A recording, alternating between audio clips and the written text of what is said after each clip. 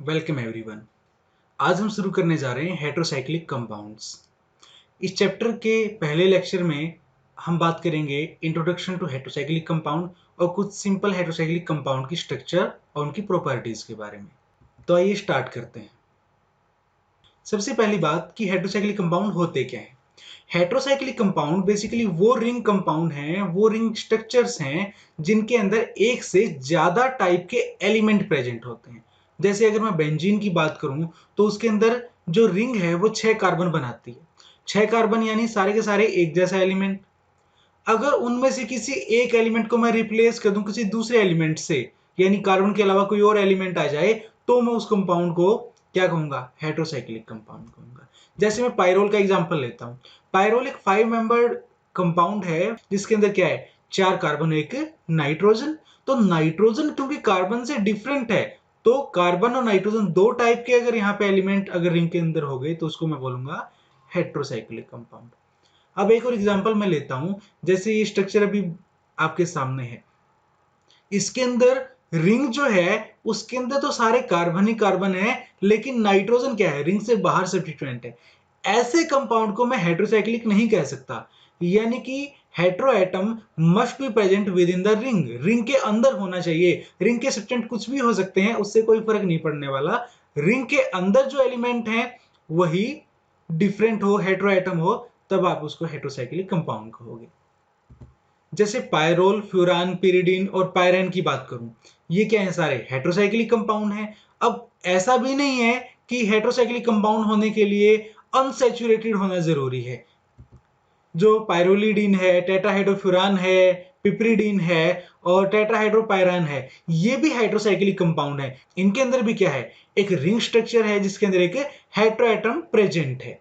आज के इस लेक्चर में हम पायरोल, फ्यूरान, थायोफीन, पिरिडीन और पिपरिडीन, इन सिंपल हेटेरोसाइक्लिक कंपाउंड को डिटेल में पढ़ेंगे। शुरू करते हैं पायरोल से। पायरोल एक 5 मेंबर रिंग है जिसके अंदर क्या है? 4 कार्बन और एक नाइट्रोजन। हर एक कार्बन से और नाइट्रोजन से एक एक हाइड्रोजन जुड़ा हुआ है। यहां पे स्ट्रक्चर में आप देख सकते हो, जो ब्लू कलर की डॉट है वो नाइट्रोजन को रिप्रेजेंट कर रही है और बाकी जो ग्रे कलर के एटम है वो कार्बन और व्हाइट वाले हाइड्रोजन को रिप्रेजेंट कर रहे हैं। अगर मैं इसका मॉलिक्यूलर ऑर्बिटल स्ट्रक्चर देखूं तो उसके अंदर जो सारे के सारे कार्बन और नाइट्रोजन सभी के सभी एटम क्या हैं? sp2 हाइब्रिड है। अब सारे के सारे जो कार्बन है वो sp2 हाइब्रिड हैं।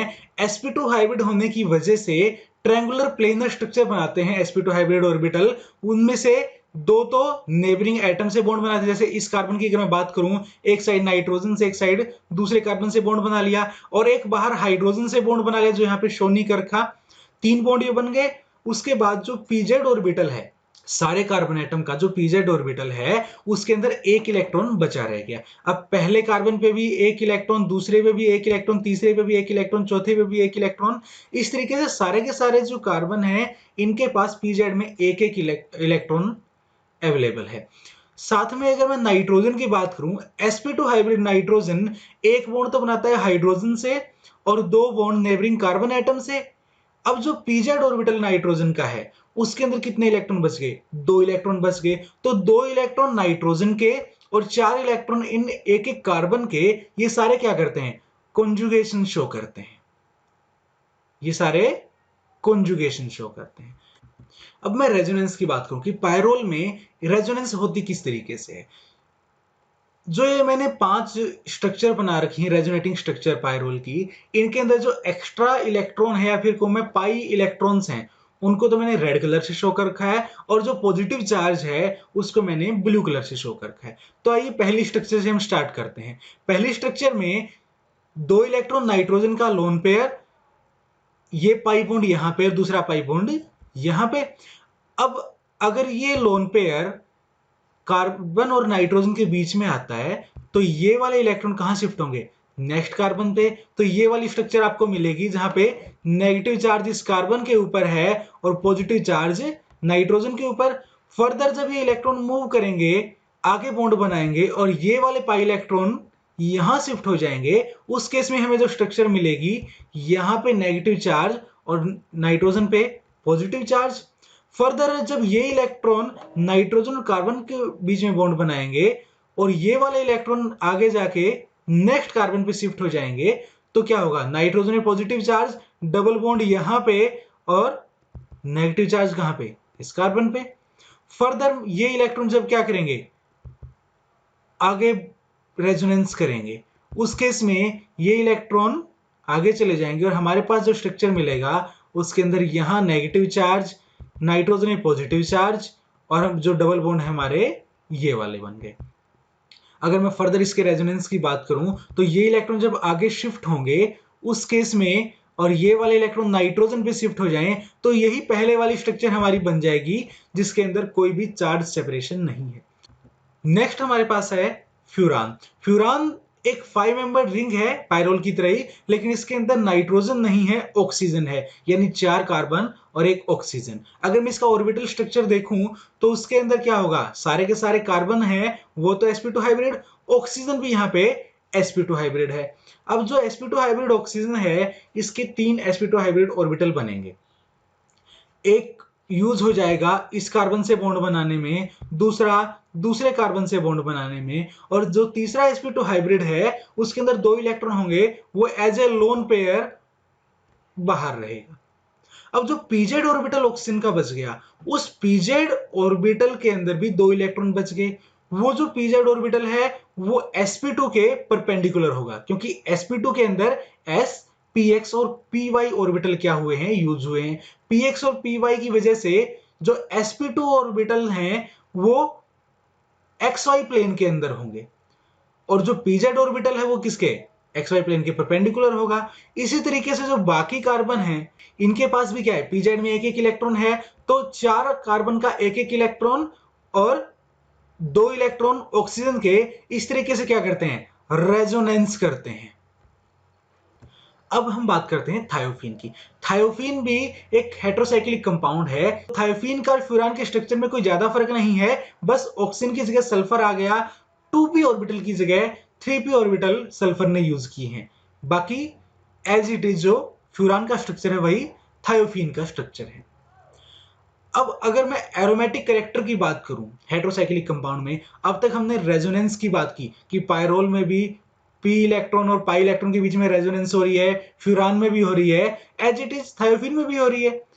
तो अगर मैं एरोमेटिक कैरेक्टर की बात करूं तो मुझे सबसे पहले एरोमेटिसिटी रूल के बारे में पता होना चाहिए। हक्कल ने जो एरोमेटिसिटी रूल दिया था वो क्या था कि 4n+2 पाई इलेक्ट्रॉन जब प्लेनर कॉन्जुगेटिव स्ट्रक्चर में होते हैं तो एरोमेटिसिटी जनरेट होती है, यानी कि आपके पास 4n+2 पाई इलेक्ट्रॉन होने चाहिए। दूसरा जो स्ट्रक्चर है जिनके अंदर कॉन्जुगेशन हो रही है जिन एटम्स के अंदर, वो सारे के सारे एक ही प्लेनर में होने चाहिए, यानी प्लेनर स्ट्रक्चर वाले होने चाहिए। तो हमने जो भी स्ट्रक्चर देखा है पायरोल का, फ्यूरान का या थायोफीन का, उसके अंदर कार्बन तो सारे sp2 हाइब्रिड थे ही, साथ में जो एक्स्ट्रा एलिमेंट यानी हेटेरो एटम था वो नाइट्रोजन हो या ऑक्सीजन या सल्फर, वो भी sp2 हाइब्रिड थे, जिसकी वजह से स्ट्रक्चर तो प्लेनर है। अब बात करें किसकी, कंजुगेशन की, तो जो जितना अच्छे से कंजुगेशन शो करेगा वो उतना ज्यादा एरोमेटिक होगा। अब अगर मैं बेंजीन से कंपेयर करूं, बेंजीन में सारे के सारे एटम क्या हैं, कार्बन एटम। जब सारे एटम एक जैसे हैं तो जो रेजोनेंस है वो इजी है। लेकिन अगर मैं बात करूं पायरोल, फ्यूरान या फिर थायोफीन की, इनके अंदर हेटेरो एटम है, नाइट्रोजन, ऑक्सीजन या फिर सल्फर, जिसका इलेक्ट्रोनेगेटिविटी में डिफरेंस है कार्बन एटम से। इस इलेक्ट्रोनेगेटिविटी डिफरेंस की वजह से जो ईज ऑफ रेजोनेंस है वो थोड़ा सा कम हो जाता है, लेकिन फिर भी रेजोनेंस तो हो रही है। तो हम इसका एरोमेटिक कैरेक्टर किसके बेस पे डिसाइड करेंगे, ईज ऑफ कंजुगेशन के बेसिस पे। अगर मैं नाइट्रोजन, ऑक्सीजन और सल्फर को कंपेयर करूं तो सल्फर की इलेक्ट्रोनेगेटिविटी सबसे कम है, नाइट्रोजन की उससे ज्यादा और ऑक्सीजन की सबसे ज्यादा। तो सल्फर कम इलेक्ट्रोनेगेटिविटी होने की वजह से इजीली अपने इलेक्ट्रॉन कंजुगेशन में पार्टिसिपेट करवा देगा। उसके बाद नाइट्रोजन जो कि सल्फर से तो ज्यादा इलेक्ट्रोनेगेटिव है, लेकिन बहुत ज्यादा इलेक्ट्रोनेगेटिव नहीं होने की वजह से वो भी अपना लोन पेयर कंजुगेट करवा सकता है। तीसरी बात आई फ्यूरान की। फ्यूरान के अंदर जो ऑक्सीजन है वो नाइट्रोजन और सल्फर दोनों से ज्यादा इलेक्ट्रोनेगेटिव। अब ज्यादा इलेक्ट्रोनेगेटिव एलिमेंट है तो अपने लोन पेयर को अपने पास ज्यादा रखेगा, इजीली वो कंजुगेशन में उन्हें पार्टिसिपेट नहीं करने देगा। इस वजह से जो ज्यादा रेजोनेंस की मैं बात करूं वो किस में है, थायोफीन में, उससे कम पायरोल में और उससे कम फ्यूरान में। लेकिन अगर मैं बेंजीन से कंपेयर करूं तो बेंजीन तो ज्यादा एरोमेटिक है ही, उससे कम एरोमेटिक क्या हो गया, थायोफीन, फिर पायरोल और फिर फ्यूरान। अब बात करते हैं पिरिडीन की। पिरिडीन एक 6 मेंबर्ड हेटेरोसाइक्लिक कंपाउंड है जिसके अंदर 5 कार्बन एटम और एक नाइट्रोजन होता है। आप ये भी सोच सकते हो कि एक बेंजीन रिंग लेके उसके एक कार्बन को नाइट्रोजन से रिप्लेस करवा दिया जाए। अब नाइट्रोजन को तो 3 ही बॉन्ड बनाने हैं, तो 2 बॉन्ड एक साइड बन गए डबल बॉन्ड में और एक बॉन्ड दूसरी साइड बन गया, 3 बॉन्ड यहां कंप्लीट हो गए, तो इस नाइट्रोजन के ऊपर हाइड्रोजन अटैच नहीं होगा। अगर मैं इसका मॉलिक्यूलर ऑर्बिटल स्ट्रक्चर देखूं तो पिरिडीन के अंदर जितने भी कार्बन है वो तो sp2 हाइब्रिड है ही, नाइट्रोजन भी sp2 हाइब्रिड है, और sp2 हाइब्रिड नाइट्रोजन के अंदर पहला बॉन्ड इस कार्बन से, दूसरा इस कार्बन से, और तीसरा sp2 हाइब्रिड के अंदर बच गया लोन पेयर। वो लोन पेयर आउटवर्ड प्रोजेक्टेड है। अब ये लोन पेयर उसी प्लेन में है लेकिन बाहर की तरफ है, और जो pz ऑर्बिटल नाइट्रोजन का बच गया जो perpendicular to the xy plane है उसके अंदर क्या है, एक इलेक्ट्रॉन है। अब 5 कार्बन के पास एक इलेक्ट्रॉन, एक नाइट्रोजन के पास एक इलेक्ट्रॉन, तो वो क्या कर सकते हैं, कंजुगेशन कर सकते हैं। तो यहां से क्या होती है, कंजुगेशन होती है पिरिडीन के अंदर। अब बात करूं मैं पिपरिडीन की। पिपरिडीन क्या है, पिपरिडीन एक सैचुरेटेड हेटेरोसाइक्लिक कंपाउंड है जिसके अंदर कोई भी डबल बॉन्ड नहीं है, सारे कार्बन भी सैचुरेटेड हैं और नाइट्रोजन पे भी हाइड्रोजन लगा है, सारे अपने बॉन्ड बनाए हुए हैं। जैसे आप इस स्ट्रक्चर में देखो, जो ब्लू कलर की डॉट है वो नाइट्रोजन को रिप्रेजेंट कर रही है, ग्रे कार्बन को और व्हाइट हाइड्रोजन को। अगर आप पिपरिडीन का 3D स्ट्रक्चर देखो तो कुछ इस तरीके से दिखेगा कि जो नाइट्रोजन है वो ब्लू कलर की डॉट से रिप्रेजेंट हो रहा है, जो कार्बन है वो ग्रे कलर से, और जो हाइड्रोजन है वो व्हाइट कलर की डॉट से।